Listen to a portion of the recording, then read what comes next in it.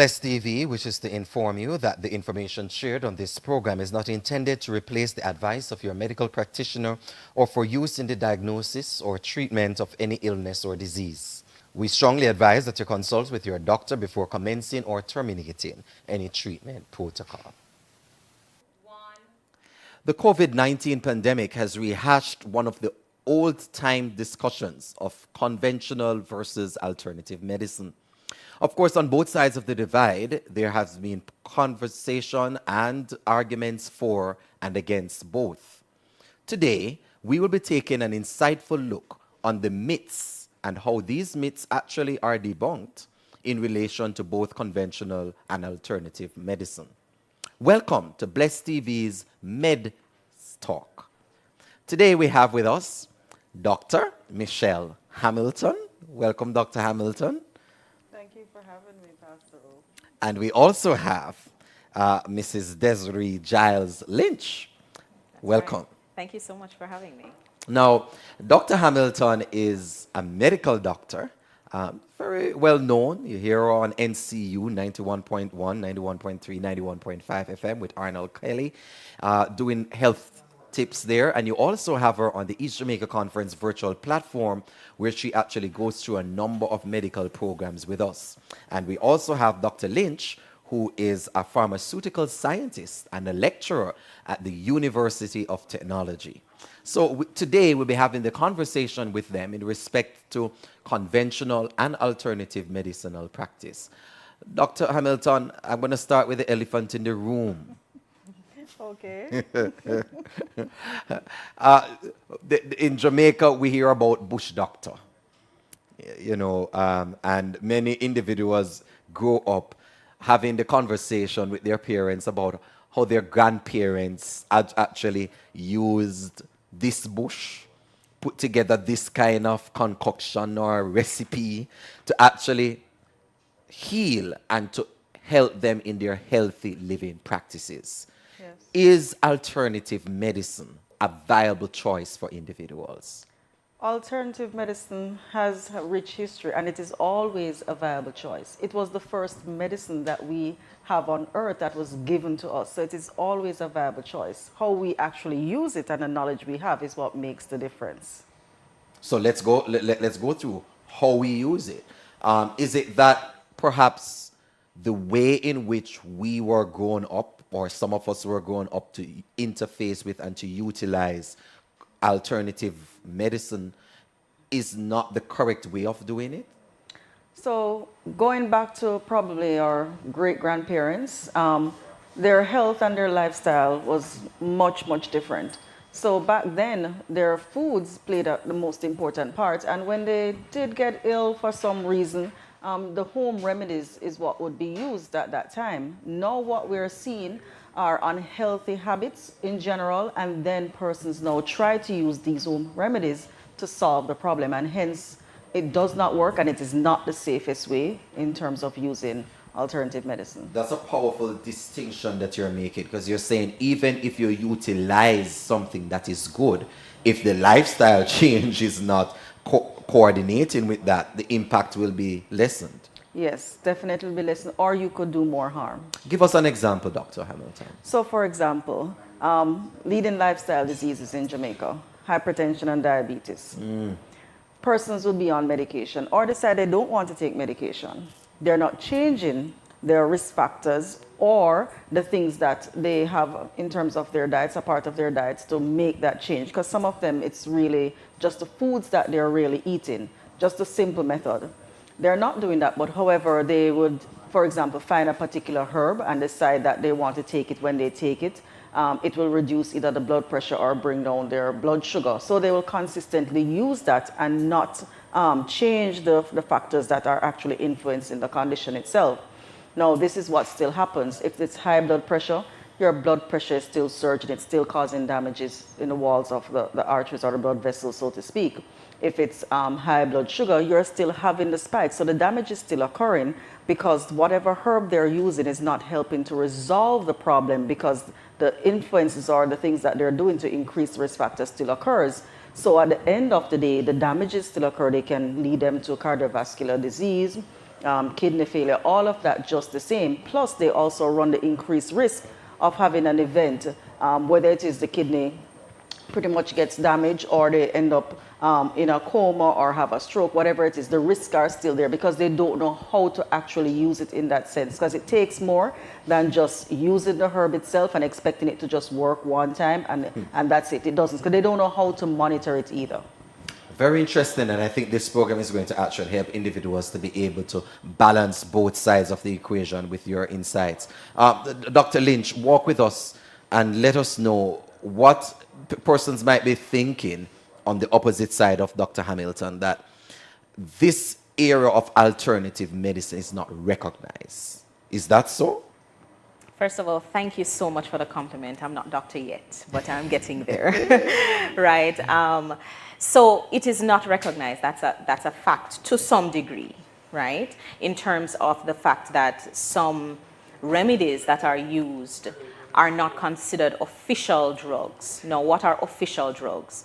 Official drugs are pretty much those that are not, enough research has not been done. So it's not that research hasn't been done, it's not that the medical community doesn't acknowledge them and the fact that they can work, but it needs to go a little bit deeper.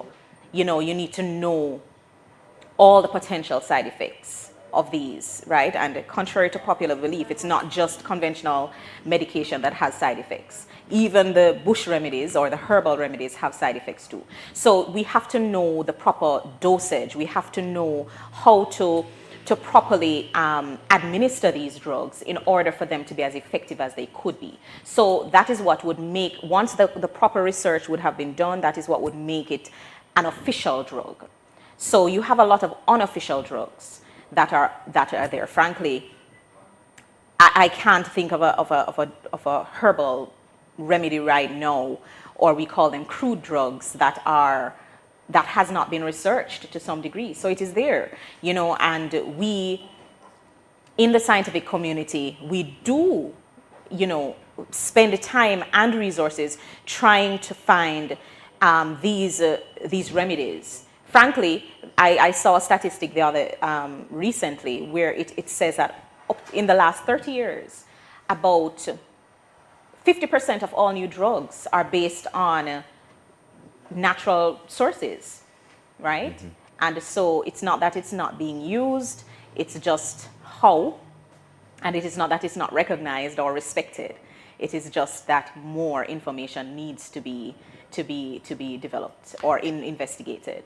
If I hear you correctly, I hear you saying that there is a standard, a scientific standard. That's right. That all drugs have to be, that is it. Well, I don't think I like even the word drugs. All remedies would have to go through, but for you it's a drug, yes, so I'll use that. All drugs would have to go through to ensure that it is not only applicable in one instance or to two persons, but on a wide scale. That's it. And you're saying that some of these remedies have not yet reached the standard. Yes. Which does not mean that they are not capable of being used. Yes, but we have to be very careful. Correct, yes. In how we use it, and I'm sure we'll touch on that a little bit later. We will. In terms of regulation, though, is it that conventional medicine and alternative medicine, one is regulated and the other is not? Is there a protective body for individuals who are engaged in alternative medical practice? Definitely. And when we speak about alternative medical practices, we usually say CAM, which is complementary and alternative medicine. That's it. Thank you so much, Doc. So it's not just naturopathic medicine or nutrition-based, but it has many different avenues. Frankly, it is considered a holistic approach, right? So it involves the mind, it involves the physiology of the body, it involves herbal remedies, it involves all of these things, right? So I am sure she can better talk to the specific group that deals with in terms of regulating it. However, I can say that as it relates to an official drug, right? It has to be, I mentioned that earlier, it has to be researched and documented in what we call the pharmacopoeias and other pharmaceutical references, and in order for it to be documented in those references, it would have to have undergone extensive toxicological, clinical trials. All of these things would have to be done on a very wide scale in order for it to be considered there.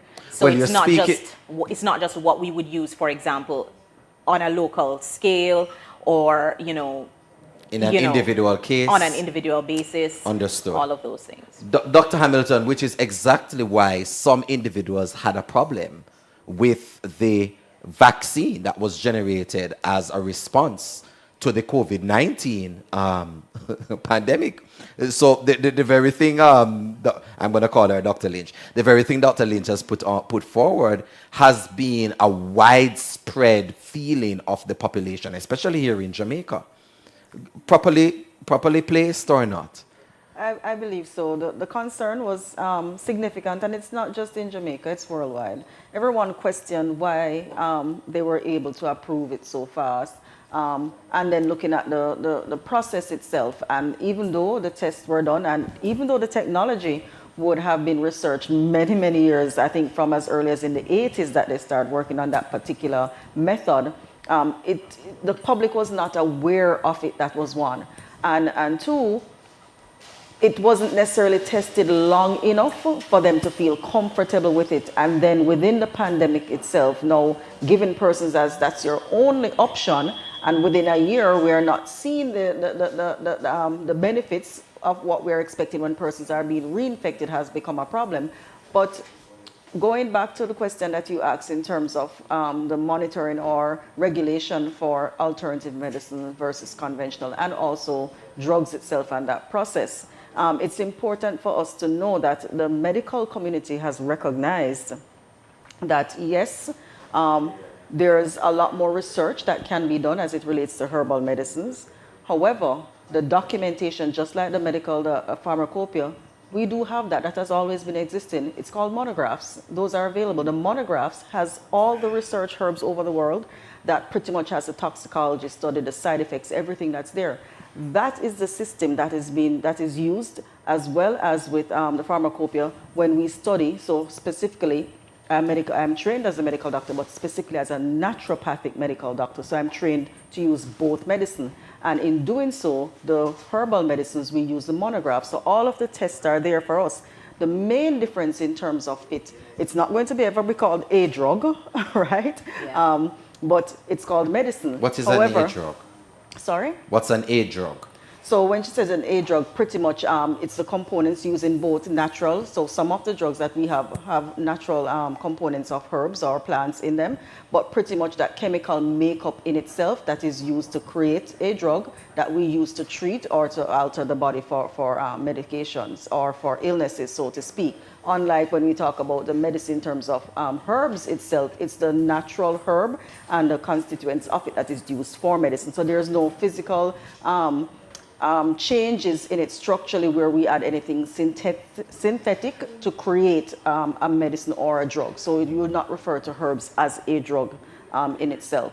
Now, as going back to the point where I say that the tests are there, the research, the science is there, the main difference is that you cannot patent a herb versus a drug. So the difference, really the bottom line is the money. Whilst you can come up with a drug and you pretty much get a patent for that to manufacture it and sell it and make all of that, you cannot do it with a particular herb. You won't be able to make that amount of money in that sense, and that is where the problem lies. But the research and the data is there. So walk us through the difference between the pharmacopoeia and the monographs. So you want to do the pharmacopoeia?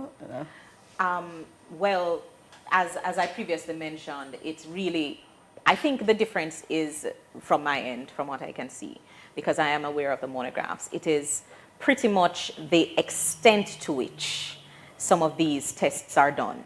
and probably the amount of time. So pharmacopoeia, what I'm trying to understand is pharmacopoeia a reference. system that It's a is put in reference. place that you can draw from easily to find out whether or not a drug that is listed as that has been tested and proved and tried? Yes, and they would have the physical chemical properties. They would have Okay.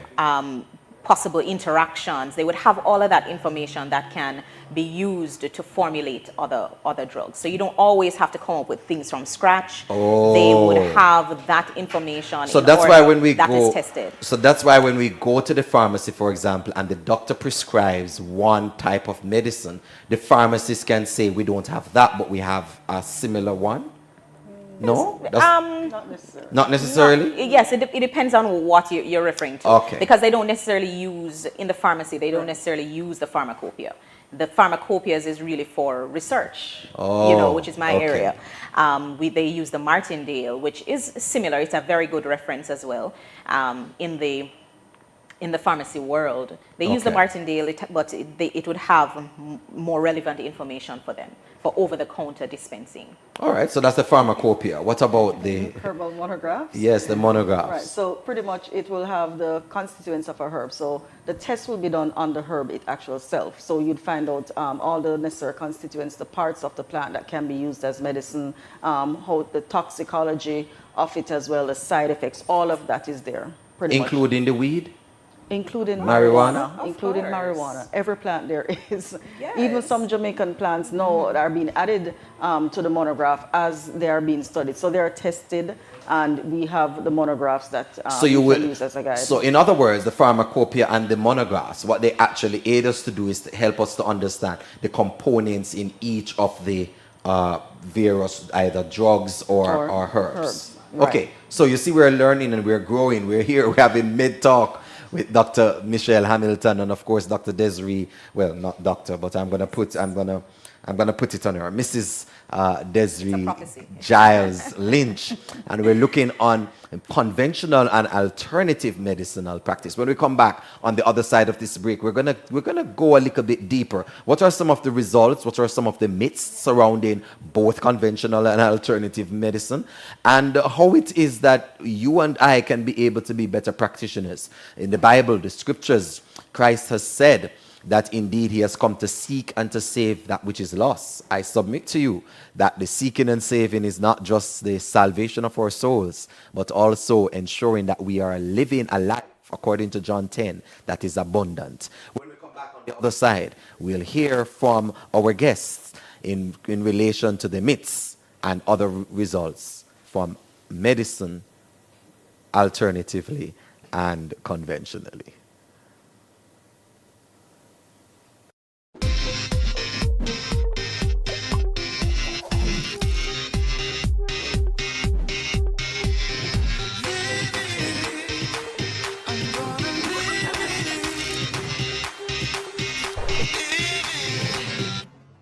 Ever crave a juicy steak or tender serving of filet mignon?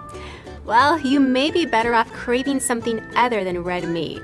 A team of researchers at Loma Linda University Health have been investigating lifestyle and health for nearly 60 years in what's known as the Adventist Health Studies. What they've found is those who eat a vegetarian diet have a lower risk for chronic diseases, which ultimately translates into longer, healthier living. In our study, the vegetarians compared to the non-vegetarians do have a lower risk of chronic disease, a lower risk of high blood pressure, a lower risk of high cholesterol, a lower risk of diabetes, they're less obese, and a lower risk of dying from heart disease ultimately. The researchers recently discovered that vegetarians are 22% less likely to develop colorectal cancers, the second leading cause of cancer death in the United States.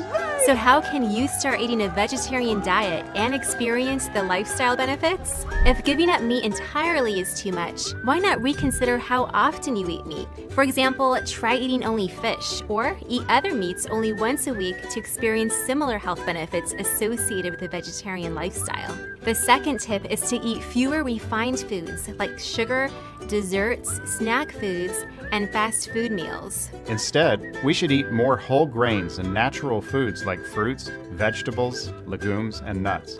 The closer you get to some kind of natural state, growing your own garden, shopping at a local farmer's market, that can be very helpful. If you commit to following these tips, you can enjoy the benefits of lowering your risk for chronic disease and living 6 to 9 years longer. There's your tip for the day on how you can live healthier, longer.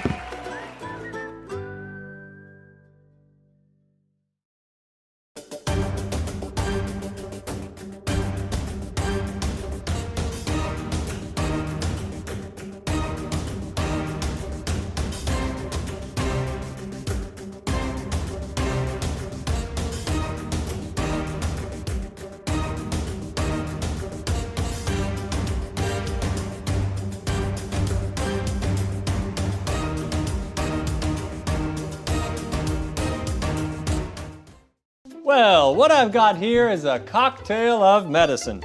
These pills here, they help you go to sleep. These pills, they help you wake up. These will help you go to the bathroom. These will make sure you don't use the bathroom too much. These over here, they're for depression. Now these over here, these are my favorite pills. They really don't do anything. The detail is in the fine print. Oh, and these pills over here, they cause side effects. But these pills, oh man, they treat those side effects. And I think one of these pills will help you get back to normal. And oh, well, the blue pill, that's a different episode. You know, the great thing about it is all these pills will keep you forever addicted and sick. You take any drugs? Like legal drugs? I'm asthmatic, so therefore, Asthma. sometimes I take my albuterol inhaler. I have to be honest with you, I love pharmaceuticals. I think it's the most amazing business model ever invented. What do you think of pharmaceuticals? You know, there's a time and a place for those. Time and a place. Bless TV wishes to inform you that the information shared on this program is not intended to replace the advice of your medical practitioner or for use in the diagnosis or treatment of any illness or disease. We strongly advise that you consult with your doctor before commencing or terminating any treatment protocol.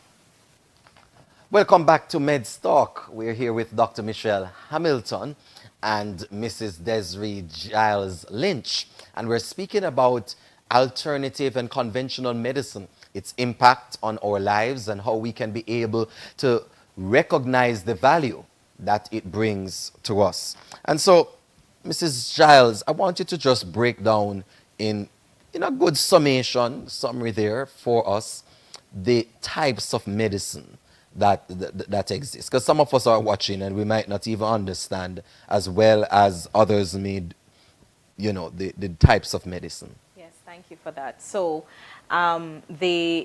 you mentioned earlier about conventional medicine, and for the viewers, that involves all the medicine that is traditionally used, right, in terms of in the hospitals, in terms of the pharmacy, what is dispensed at the pharmacy, etc., right? But then you also have integrative medicine, right? I'm skipping a few, but I wanted to highlight the fact that you have integrative medicine that includes both, right? The conventional as well as the complementary, which would involve naturopathic medicine, etc. So it is important to know that it needs not be such a great divide. I think the best way to go about or wellness and or health is actually to incorporate both. And I think Dr. Hamilton does a very good job of that. So, Dr. Hamilton, naturopathic medicine, bring us into the world. What does this involve? So we have to go way, way, way, way back. And we used to pretty much refer to it as traditional medicine. It's what we would have been taught in terms of, ancestors talking about using herbs and remedies. It would have been dated back that far. However, as science has evolved and we are able now to create programs, we have now learned that you can actually study to become a physician where you actually know how to use these herbs in a more clinical setting or with more relevance to help persons and many different diseases. So I think it's around sometime more than 20, 30 years ago, quite a long time ago, much longer than that. we had changes in our medical system with the use of the Flexner report that was done.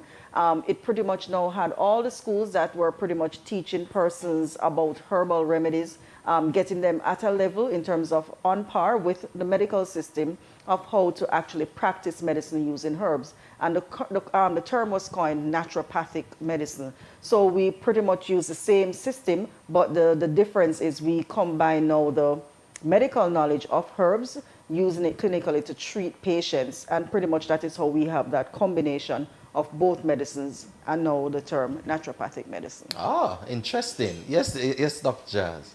So I just want to point out also for the viewers that there is a difference between a naturopathic doctor and a herbalist.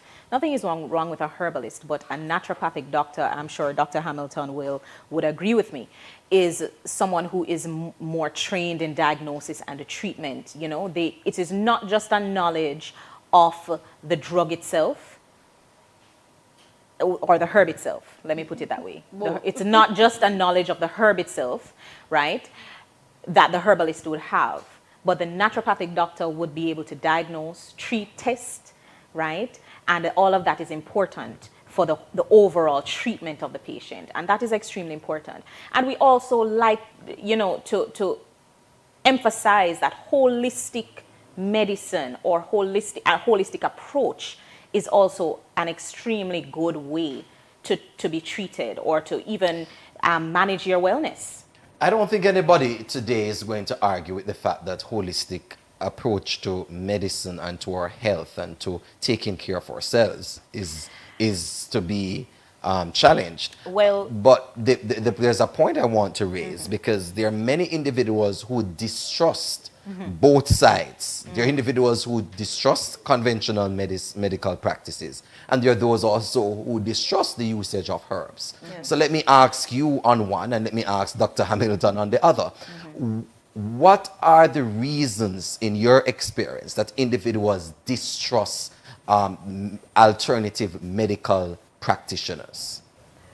Well, you know, the facts that I mentioned earlier, you know, they may feel like it doesn't have as much validity in terms of proof, right? Not enough testing has been done. Yeah, but the ordinary man on the street no know nothing about testing. And that's a very good point, because while in our Jamaican context, we actually use alternative medicine in terms of herbs, right, in our backyard, alternative medicine is actually more used by the upper class because aside from what is available to the common man, right, in Jamaica you may have the Sirasi, you may have the Busy, right, aside from that, it is actually quite expensive to partake and adequately participate in alternative medicine. So if you need chiropractic treatment, for example, that has nothing to do with herbs. I did mention that you have many different aspects. So if you want chiropractic treatment, that's extremely expensive. And most likely it is not covered by your medical insurance. So, you know, it seems we always look on one side of it, and it may seem as if it is very accessible, right? But it actually is not as accessible due to the expense. Dr. Hamilton, the other side of the coin though, some individuals do not trust the conventional medical practitioners. That's true, and you have to look at the history, starting with even experiments on humans in terms of even drug trials. All of that has to do with it as well. But also the fact that over the years, and if you look at the cycle of traditional medicine and conventional medicine, we have gone from different eras where persons will say, hey, this drug is not good, I'm going back to natural. And as soon as things change again, they flip back and they go to conventional medicine. So the distrust will come from one, the side effects that they have seen, research that were done that pretty much history has recorded. And as a result of that, they won't necessarily want to trust it. Plus, you have individuals who strongly believe that because they don't understand it, they shouldn't necessarily take it on the other hand, you have persons would say that, well, for alternative medicine, I don't know how it works. And this is somebody who is educated enough to be able to read and get some understanding. Say, I don't trust it because they don't understand how it works with the body. You can't necessarily study it as you would for drugs, for example. Even with somebody with clinical knowledge who is a medical doctor, they still can't explain how natural medicine actually works. You have to actually get the training as a naturopathic doctor to do that. And I just wanted to make a distinction between the herbalists as well. So every naturopathic doctor is pretty much a herbalist in terms of just one aspect of training. So pretty much each one of us, as long as you're trained as a naturopathic doctor, you can be registered as a herbalist. But somebody who goes through the training as a herbalist should never treat patients because they do not get trained in the clinical approach of how to use herbs. So they will make formulas. The formulas are, for example, they would put them in the same class as over-the-counter drugs, meaning that it is safe for you to just take them and use them because they're not at clinical strength. So they don't understand the workings of the body. They'll know the basic components of the herbs, but they should only make products that are safe to be sold over the counter. So if you're actually really ill, per se, and need medical attention and further testing, those particular products will not get to that point. So when I'm sick and at home, and my wife say, Omar, you need to go to the doctor. Yes. Which doctor do I go to? It's not the herbalist, based on what you're saying, because you have the diagnosis? Yes, so the herbalists cannot diagnose. They're not trained in treating persons.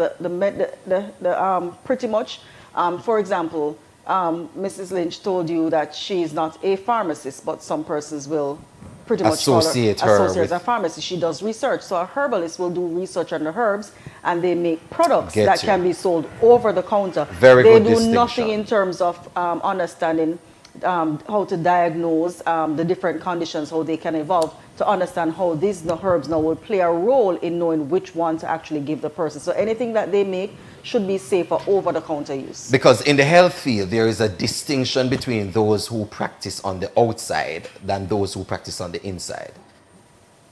Correct? So internal medicine and those who talking deal specialties with, now. Right. I'm speaking about the specialties. So if I am having an issue internally, it wouldn't necessarily be the herbalist. It would be your Okay, so I think I understand what you're trying to. So the distinction is, when you are sick, you should not be treated by a herbalist. A herbalist is not trained to treat you. Right. Right? But they can make, just as I said, going back to over-the-counter stuff, they can make products that are safe to use on the skin, even if it's, for example, a blend of tea. Right? They will pretty much... To fix eczema. No, not necessarily to fix it in that sense. So they make topical stuff that can be used and safe. But anything of clinical strength that would actually be effective more, because eczema comes really from within. It has a deeper root. That's why I was saying the internal versus the external. Right. So they will still make stuff that can be taken internally, but it's not considered to be viable enough to treat and deal with a condition because they have no clinical knowledge. So hence, anyone can just walk in and take it out.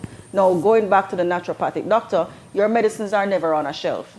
Because it is when you come in, an assessment is done, a diagnosis is given, and then the medicine is made specifically for you. So that will never be on a shelf that you can come in and I just give you a bunch of formulas. That is now clear. Because in the conventional medicine world, you go to the doctor and the doctor writes you a prescription. And then you go and you fill that. Of course, they will do it according to the dosage that the doctor has prescribed. But you're saying with the naturopathic doctor, that doctor, when you go to the doctor diagnoses specifically for you, and then the medicine is actually a very important distinction there. And so, doctor, I want you to speak to us because many persons are on the way now to, and I heard you speak earlier, and I'm going to bring you in there a little later, Mrs. Lynch, on the idea of persons making the changes. My experience has been that many people see the value of living a natural life after there is some life-triggering event. And there are a number of those that can happen. I don't think I need to speak to those, but there are a number of them that happen. And sometimes, after that life-triggering event has passed, the individuals go back to a lifestyle practice that is not in sync with the health that they desire. Speak to our audience about the necessity, not just about waiting for life events to make a change in our dietary and health practices, but ensuring that it is a part of our daily lives. Sure. So this all has a lot to do with behavior change. And we all desire to be healthy, but it's a choice that you make in everything that you do on a daily basis. Hence, going back to the term holistic health, right? Holistic health takes in your entire being, the physical, the social, the environmental, right? It takes in so many different tenets. So when individuals seek to become healthy only because of a major life event, but then they relapse after, it's because they have not necessarily seen per se an easy path or the benefits, so to speak, in the long term, and they're easily pretty much going back into their normal method of doing things because it's just convenient for them. So actually most persons need to learn about making lifestyle changes in their normal environment with all the stressors, and then it will be easier to follow afterwards. Outside of that, tell us how to do it though, Doc, because I think I think what many of us are struggling with is not the knowledge or the awareness of living healthily. I think many of us are struggling with all that is happening in our lives, work life, school pressure, children pressure for those who have children, financial pressure. Everything adds up, and you go to the supermarket and you say, mercy, to live a healthy life in Jamaica appears to be very expensive. How do I, in the midst of all of my life circumstance, integrate waking up in the morning or going out in the evening to Emancipation Park to do my jogging, to do my exercises? How do I integrate eating, shelving off, eating between meals, for example, not eating late at night when Jamaicans have the concept that, before good food race, and you must go to your bed hungry, which is a reality yes. for many persons. How do we deal with that? How? How? That's a loaded question. It's a loaded question. I am aware, but I'm hearing my listeners and my viewers, and they're saying it's easy for Dr. Hamilton to talk. It's easy for Mrs. Lynch to talk, but I know my reality. Yeah, so it is a loaded question, but I do have an answer. Why? Because I'm personally able to do that for many different reasons. So it would have been started out with my diagnosis with a brain tumor. And I was not a Christian. Mom didn't know anything at the time, but she just decided that she was going to try to make... What age was that? Many, many years ago. No, I just wanted to know if it was when you were a child. In my early 20s. Okay. Many, many moons ago. So she pretty much turned to food. I mean, we were quite educated. She took me to the doctor. We did the test. We did imaging and everything. But then she started to do juicing. Now, years later, she herself got diagnosed with cancer. And as a result of just changing her diet, cancer went into remission. And then a few years after that... That was stage 1 or stage 2 cancer? Well, she was given 6 months to live. Wow. At that time. Many, many years ago.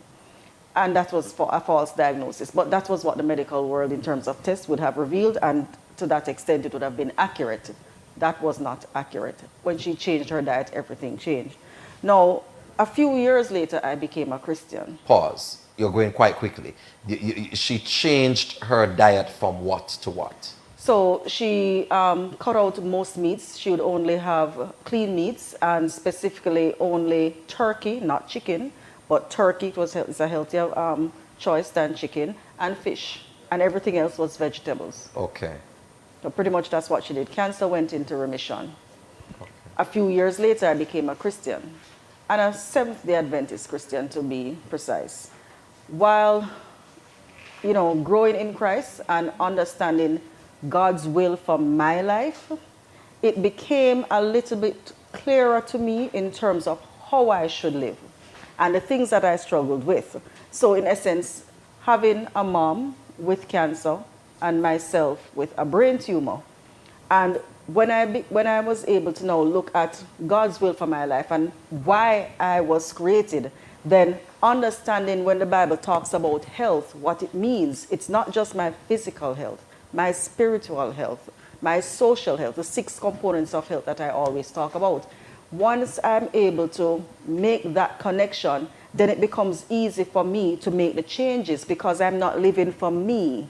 I'm living because I was created for a purpose, And within that purpose, I'm a steward of my body in able to do the things that God desires for me to do. So because I've put my life in alignment with the word, the things that I come upon in terms of just the struggles, in terms of diet and cutting certain things out, I'm not doing it because, hey, it's just not good. It's because I understand from a spiritual perspective in terms of my lifestyle and who I am and what I need to do, that it is important for me to leave these things alone. I won't be able to achieve anything outside of that. So the struggles I would have when it comes on to eating certain things or why I don't eat it, and even if I smell it, it's like, yes, I can agree it smells good, but why did I stop eating it? What is the reason? So the challenge is to exercise daily, to drink enough water, all of that. It is not because, hey, I want to do it, but it's more of the purpose that I'm created and what I need to do. And if I want to allow God to fulfill his will in my life, then pretty much it's just obedience.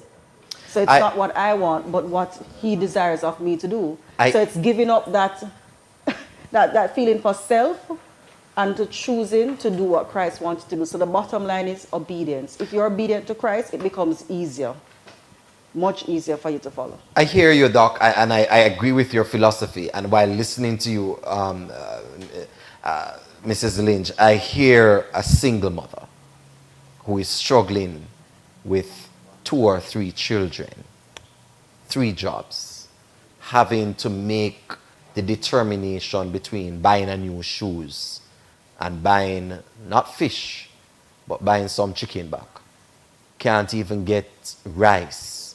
Have to utilize sweet potato or something. And I'm saying for those individuals, for individuals who struggle on a daily basis, Doc has put in the perspective of God's will and obedience, which is critical in the discussion. But speak to that single mother out there who is going through that reality and doesn't see a way for the dollar to stretch, doesn't see a way for the lifestyle to change. Well, I think it goes back to, and that was a very powerful testimony and story, Doc. It goes back to holistic health. It is not wellness, health and wellness does not only revolve around being a vegetarian. Listen, don't stone me. Don't stone me. I'm a proponent, right? I'm a proponent. However, I know the limitations. But you have vegetarians, for example, vegans, who are still unhealthy. Why is that? Mm-hmm. Maybe they're not they're not drinking enough water. Maybe they're not working out. Maybe they are working themselves to the bone and they're not considering the other aspects. Mm-hmm. When you do your best, God will do the rest. Amen. And there's a reason you bless your food before you eat it. Listen, you're not going to bless the pork, and you're not going to bless. You cannot bless the pork. Exactly. The Lord. God cursed it already, right? So but with what you have, the knowledge you have, and the resources you have, say, Lord, I commit this to you. I like that. This is what I have.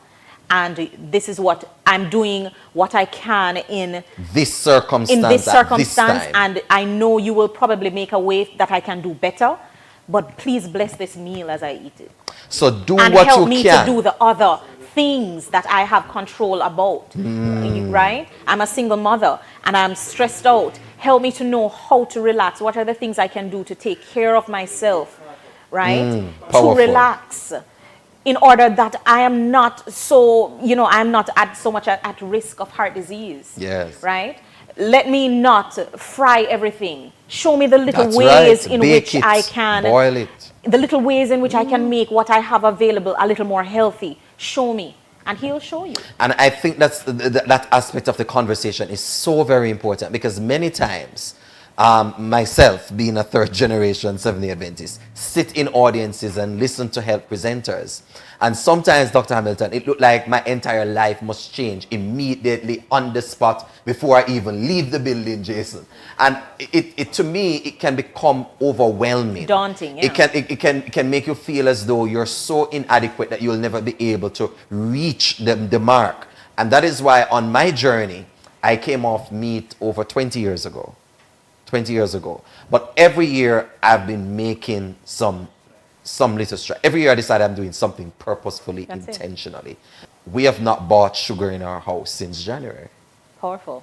So it's Powerful. those simple little steps. Yes. And you know, it's at first I thought, Dr. Hamilton, I could not drink tea, especially mint. I love mint Without tea. sugar. Mint tea is just awesome for me. I could without sugar. But that may not be where you are. That may not be even where you are. And that wasn't where I was December 2021. And if you're not there, believe it or not, God can give you that appetite to get there. I'm telling you, 4 months of no sugar, and I can tell you it coming like I don't even remember what sugar tastes like Yeah. in tea. So what we want individuals to get is that in this strive towards health, in this strive towards development, it's a growth process. It is really taking little steps. If you can do a big step all at once, then fine, that's okay. But grow and grow and grow. The interesting discussion. This is Med Talk. We're talking with Dr. Michelle Hamilton and soon to be and prophesying in the name of Jesus, Dr. Desiree Giles Lynch. And we're here today, really exciting discussion. We're going to be back with you on the opposite side of this break when we're actually going to be wrapping things up and looking at your own suggestions and comments in the chat. Continue to stay with us right here. Soon come.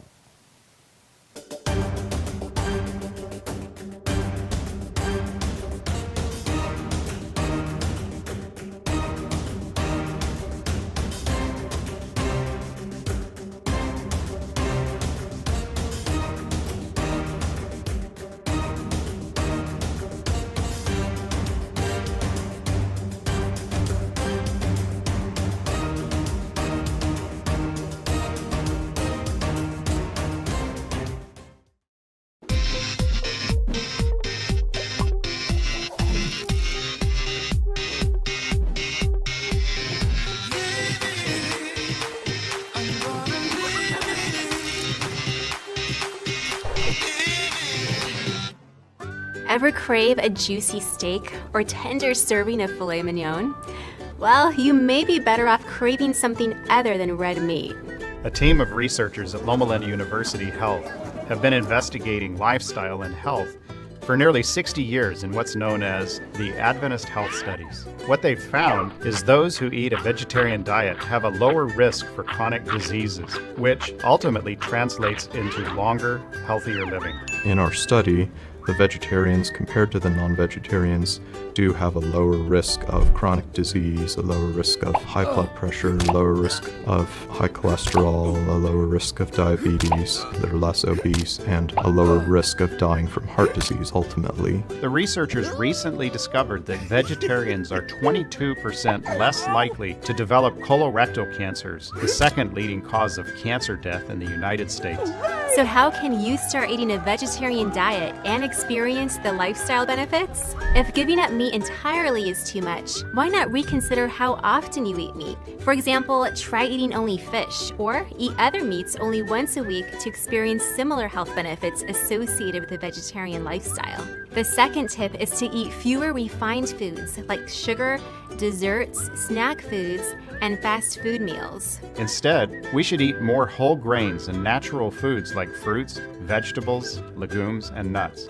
The closer you get to some kind of natural state, growing your own garden, shopping at a local farmer's market, that can be very helpful. If you commit to following these tips, you can enjoy the benefits of lowering your risk for chronic disease and living 6 to 9 years longer. There's your tip for the day on how you can live healthier, longer. Well, what I've got here is a cocktail of medicine. These pills here, they help you go to sleep. These pills, they help you wake up. These will help you go to the bathroom. These will make sure you don't use the bathroom too much. These over here, they're for depression. Now these over here, these are my favorite pills. They really don't do anything. The detail is in the fine print. Oh, and these pills over here, they cause side effects. But these pills, oh man, they treat those side effects. And I think one of these pills will help you get back to normal. And oh, well, the blue pill, that's a different episode. You know, the great thing about it is all these pills will keep you forever addicted and sick. You take any drugs? Like legal drugs? I'm asthmatic, so therefore, Asthma. sometimes I take my albuterol inhaler.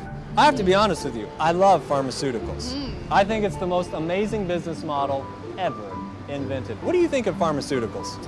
You know, there's a time and a place for those. Time and a place.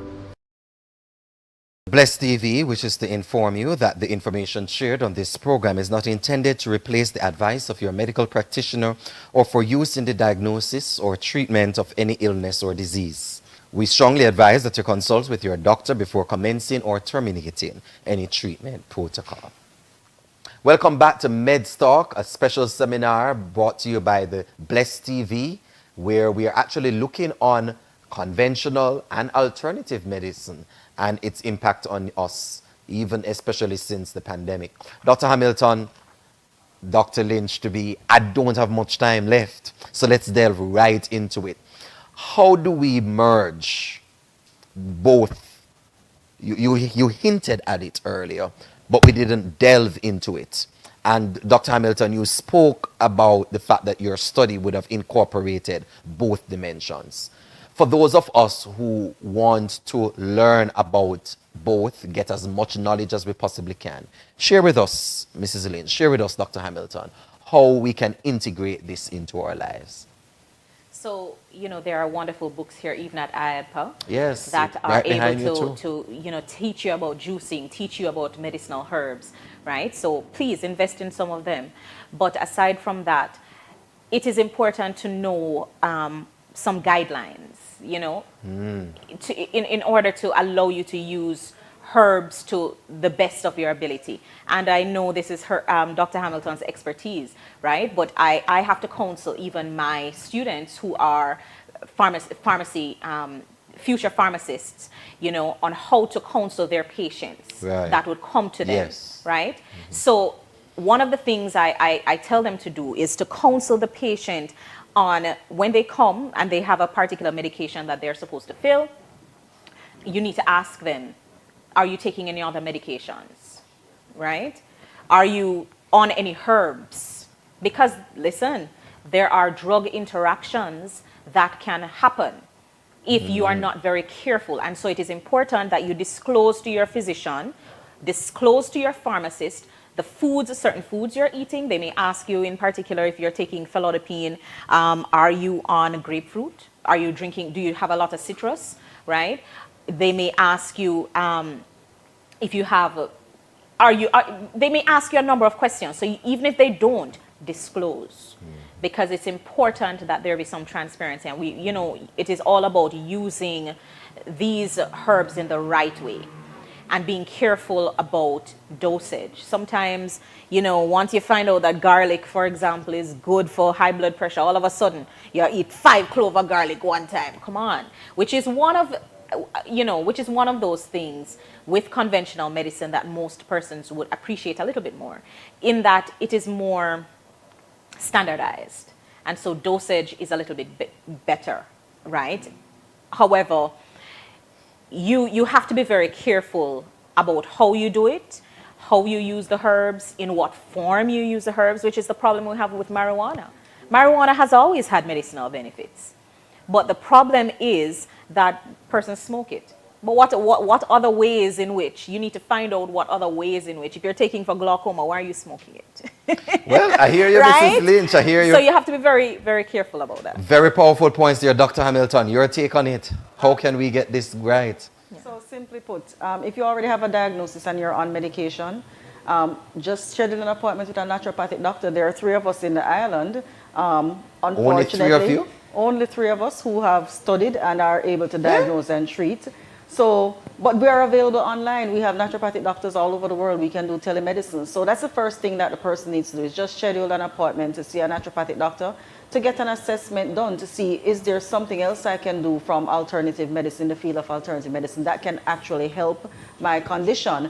And you'll get a quick review, because even supplements that persons are taking with medication, there's contraindications. So there's a whole lot of benefits of just getting what we call a second opinion.